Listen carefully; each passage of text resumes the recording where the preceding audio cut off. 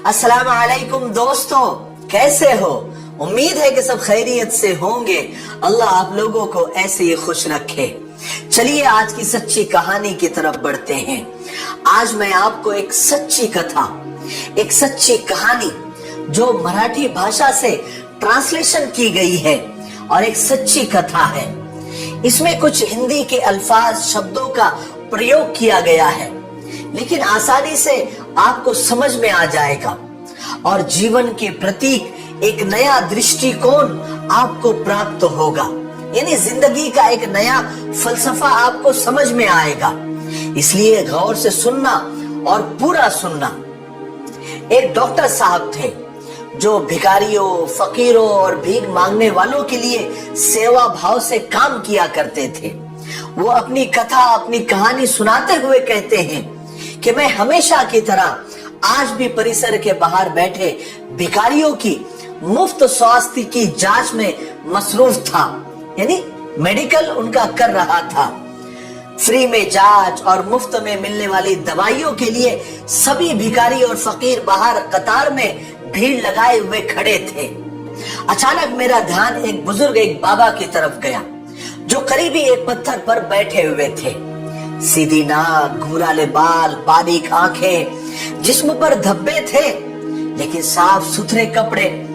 कुछ देर उन्हें देखने के बाद मुझे यकीन हो गया कि वो बाबा, वो बुजुर्ग भिखारी नहीं है। उनका दायां पैर मैंने देखा कि टखने के पास से कटा हुआ था और करीबी एक डंडा, एक बैसाखी रखी हुई थी। फिर मैंने देखा कि लोग आते जाते उन्हें कुछ दे रहे थे और वो लेकर रख लेते थे। मैंने सोचा कि मेरा अंदाजा ही गलत था, वो बाबा, वो बुजुर्ग तो भिखारी ही था। मैं जल्दी से उनकी तरफ बढ़ा तो कुछ लोगों ने मुझे आवाज लगाई कि उसके करीब मत जाओ डॉक्टर साहब, वो बूढ़ा पागल है। लेकिन मैं उन सारी आवाजों को नजरअंदाज करते हुए उनके करीब गया। सोचा कि वो जैसे दूसरों के सामने हाथ फैला रहे हैं वैसे ही मेरे सामने भी हाथ फैलाएंगे, लेकिन मैं यहाँ भी चूक गया। मेरा अंदाजा गलत हुआ, उन्होंने मेरे सामने हाथ ही नहीं फैलाया। मैंने उनसे कहा कि बाबा आपको कोई परेशानी है? मेरे पूछने पर वो अपने बैसाखी के सहारे धीरे से उठते हुए बोले, good afternoon doctor, I think I have some problem in my right eye. इतनी अच्छी अंग्रेजी सुनकर तो मैं हैरान हो गया। फिर मैंने उनकी आंखें चेक की। मैंने कहा कि बाबा तुम्हारी आंखों में मोतियाबिंद है और उसका ऑपरेशन करना पड़ेगा। बाबा बोले, ओहो cataract, I had cataract operation in 2014 for my left eye in Ruby Hospital. मैंने पूछा, बाबा आप यहाँ क्या कर रहे हैं? तो बाबा बोले, मैं यहाँ रोज 2 घंटे भीख मांगने आता हूँ डॉक्टर। मैंने कहा, लेकिन क्यों बाबा? मुझे लगता है आप बहुत पढ़े लिखे हैं। वो बाबा हंसे और हंसते हुए बोले, पढ़े लिखे और हम? मैंने कहा, बाबा आप तो मेरा मजाक उड़ा रहे हैं। तो बाबा बोले, oh no doctor, I am sorry if I hurt you. मैंने कहा, हर्ट की कोई बात नहीं है बाबा, लेकिन मेरे कुछ समझ में नहीं आ रहा है। बाबा ने कहा, समझकर क्या करोगे डॉक्टर? अच्छा ठीक है, चलो हम उधर बैठते हैं, वरना लोग तुम्हें भी पागल समझेंगे। ये बोलकर बाबा जोर जोर से हंसने लगे। फिर करीब ही हम एक वीरान सी टपरी के पास जाकर वहां पर बैठ गए। फिर बाबा ने अपनी कहानी मुझे सुनानी शुरू की। बाबा कहने लगे, well doctor, I am mechanical engineer. बाबा ने अंग्रेजी में शुरुआत की थी। कहने लगे कि मैं एक कंपनी में सीनियर मशीन ऑपरेटर था। एक नए ऑपरेटर को सिखाते हुए मेरा पैर मशीन में फंस गया था और ये बैसाखी मेरे हाथ में आ गई। हालांकि कंपनी ने इलाज का सारा खर्चा दिया और अच्छी खासी रकम भी मुझे दी, लेकिन मुझे घर पर बिठा दिया क्योंकि लंगड़े बैल को कौन काम पे रखता है सर। फिर मैंने उन पैसों से एक छोटा सा वर्कशॉप डाला, अच्छा घर लिया। मेरा बेटा भी मैकेनिकल इंजीनियर है। वर्कशॉप आगे बढ़ा तो उसने एक छोटी सी कंपनी डाली। मैं तो चकरा गया। मैंने कहा, बाबा फिर आप इस हाल में यहाँ कैसे? बाबा ने कहा, मैं किस्मत का शिकार हूँ। मेरे बेटे ने अपना बिजनेस बढ़ाने के लिए कंपनी और घर दोनों बेच दिए। मैंने भी बेटे की तरक्की के लिए कुछ भी नहीं कहा और मेरा बेटा सब कुछ बेच बाच कर अपने बीवी बच्चों को लेकर जापान चला गया, जापान शिफ्ट हो गया और हम जापानी गुड्डे और गुड़िया को यहीं पर छोड़ दिया, हम यहीं पर रह गए। ऐसा कहकर बाबा हंसने लगे। किसी इंसान की दर्द भरी हंसी कैसे हो सकती है, वो मैंने बाबा को देखकर पहली बार तजुर्बा किया। मैंने कहा, बाबा आपके पास तो इतना हुनर है कि आप जहां पैर मारो, जहां लात मारो, वहां पानी निकाल सकते हो। तो बाबा ने अपने टूटे हुए पैर की तरफ इशारा करते हुए कहा कि लात और पैर कहां कैसे मारूं, मुझे बताओ। बाबा की बात सुनकर मैं भी शर्मिंदा हो गया, मुझे भी खुद को बुरा लगा। मैंने कहा, बाबा आपके पास इतना अच्छा हुनर है, इतना अच्छा तजुर्बा है, आपको तो कोई भी नौकरी दे सकता है। बुजुर्ग ने कहा कि यस डॉक्टर, इसी वजह से तो मैं एक वर्कशॉप पर काम भी करता हूँ। 8,000 तनख्वाह मिलती है मुझे। मेरे तो कुछ समझ में नहीं आ रहा था। मैंने कहा, बाबा फिर आप यहाँ कैसे, 8,000 तनख्वाह मिलती है आपको? तो बाबा बोले, डॉक्टर साहब बेटे के जाने के बाद मैंने एक चौल में पतरे का एक घर किराए पर लिया हुआ हूँ। वहां मैं और मेरी बीवी रहते हैं। मेरी बीवी को पैरालिसिस का यानी लकवे का अटैक हुआ है, वो उठ बैठ नहीं सकती। मैं 10 से 5 नौकरी करता हूँ और शाम 5 से 7 यहाँ पर भीख मांगने आता हूँ, फिर घर जाकर तीनों के लिए खाना तैयार करता हूँ। मैं तो और हैरान हुआ। मैंने कहा कि अभी आपने बताया कि घर में आप और सिर्फ आपकी बीवी रहती है, फिर आपने ऐसा क्यों कहा कि तीनों के लिए खाना तैयार करता हूँ? तो बाबा ने कहा, डॉक्टर साहब मेरे बचपन में ही मेरी माँ का इंतकाल हो गया था। मेरा एक जिगरी दोस्त था, उसकी माँ ने मुझे बेटे की तरह पाला और पोसा था। मेरे जिगरी दोस्त का 2 साल पहले हार्ट अटैक से इंतकाल हो गया था। उसकी 92 साल की यानी 92 साल की माँ अकेले रहती थी। मैं उसे भी अपने घर ले आया, वो अब हमारे साथ ही रहती है। मेरा ये सुनकर मेरे हैरानी की तो कोई इंतहा नहीं रही। मैं दिल ही दिल में सोचने लगा कि इन बाबा का तो खुद हाल बुरा है। पत्नी यानी बीवी अपंग है, माजूर है, खुद इनका एक पाँव नहीं है, घर बार नहीं है, जो था बेटा बेचकर चला गया और ये आज भी अपने दोस्त की माँ की देखभाल कर रहे हैं। ये कैसे इंसान है? आज के दुनिया में भी ऐसे इंसान जिंदा है क्या? इंसानियत और मानवता आज भी जिंदा है? मैं यही सोचने लगा। कुछ देर के बाद मैंने इत्मीनान से पूछा कि बाबा आपका बेटा आपको रास्ते पर ले आया, ठोकरें खाने के लिए आपको मजबूर कर दिया, आपको कभी गुस्सा नहीं आता अपने बेटे पर?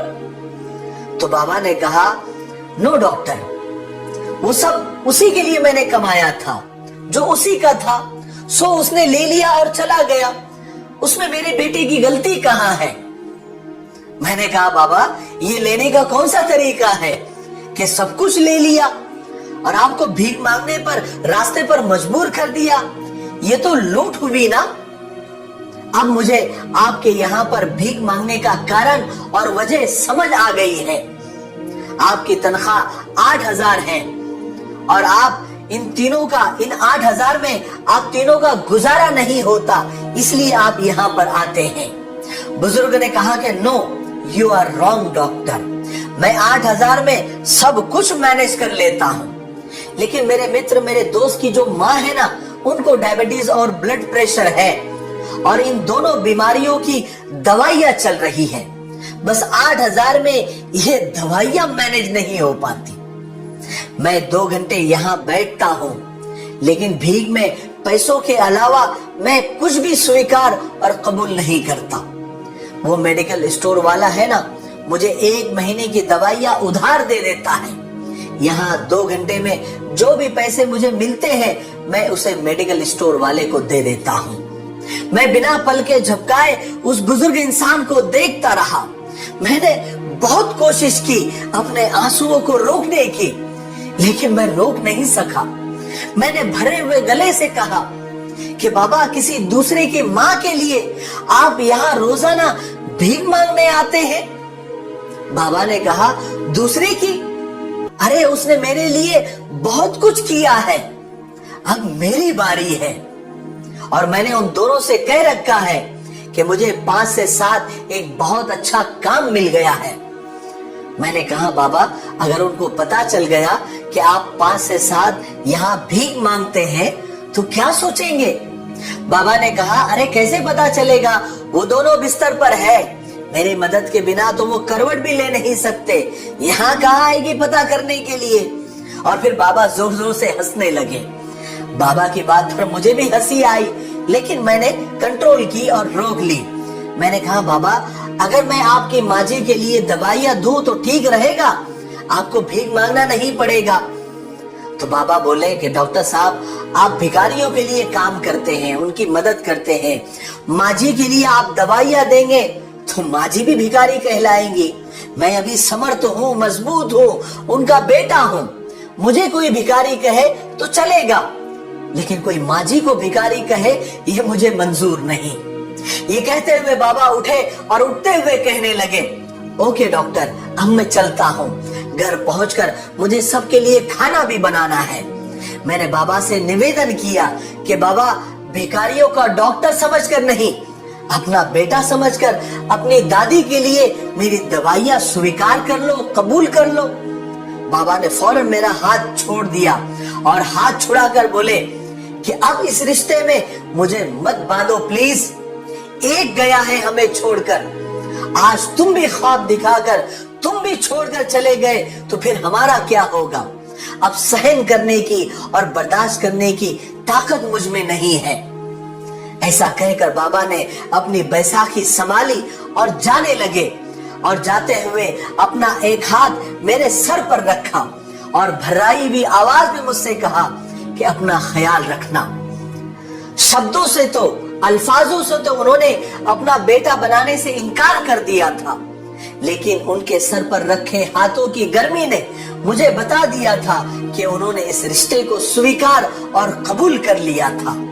मेरे भाइयों बहनों और दोस्तों, हमारे माँ बाप हमारी दौलत के नहीं, हमारी तवज्जो के मोहताज होते हैं, इसलिए अपने माँ बाप को वक्त दिया करो, उनके पास बैठा करो, उनकी खैरियत पूछा करो, उनकी दुआएं लिया करो।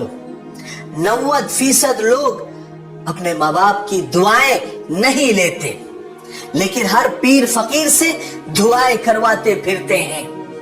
मेरी बात याद रखें, माँ बाप से बढ़कर कोई पीर फकीर नहीं होता। जब से लोग माँ बाप की इज्जत कम करने लगे हैं, तब से अपने दामन में दुआएं कम और दवाएं ज्यादा भरने लगे हैं। आखिर में 2 लाइन कहकर अपनी बात को खत्म करता हूँ कि अपनों के दरमिया सियासत फजूल है, मकसद ना हो तो बगावत फजूल है। रोजा, नमाज, ज़कात, खैरात हो या हज, माँ बाप अगर खुश ना हो तो इबादत फजूल है। मुझे उम्मीद है कि आज की सच्ची कथा, आज की सच्ची कहानी से हमको बहुत कुछ सीखने को मिला होगा।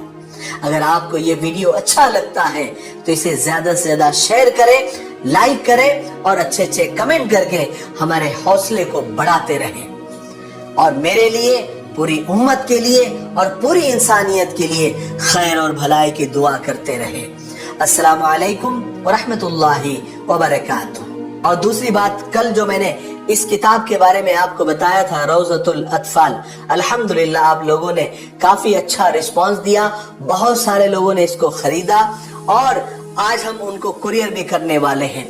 आज भी अगर कोई साथी या कोई भाई इसको लेना चाहता है, खास करके मकतब वाले जो मकतब पढ़ाते हैं, अंजुमन पढ़ाते हैं, या मस्जिद के कोई ट्रस्टी है या कोई अंजुमन के जिम्मेदार है, तो इस किताब को खरीदें। ये बड़ी बेहतरीन और बहुत तरतीब के साथ बनाई गई है, बच्चों के लिए भी आसान है और पढ़ाने वालों के लिए भी आसान है। और घर में भी अगर माँ बाप बच्चों को पढ़ा रहे हैं तो ये आसानी से पढ़ा सकते हैं। होमवर्क करने में भी बच्चों को आसान होगा क्योंकि ये अरबी, उर्दू और इंग्लिश जबान में है। तो बड़े बेहतरीन अंदाज में इसको बताया गया है। अगर आपको इस किताब को खरीदना है तो स्क्रीन पर नंबर आ रहे हैं, इसके ऊपर आप कांटेक्ट करें और इस किताब का ऑर्डर करें। आपको कुरियर के जरिए ये किताबें पहुंचा दी जाएंगी। कम से कम 5 किताबें आपको खरीदनी होंगी। इस किताब की कीमत सिर्फ 50 रुपए है। मुझे उम्मीद है कि आप ये किताबें खरीदेंगे तो आपको यानी आपका फायदा ही होगा और आप इंशाअल्लाह खुश हो जाएंगे।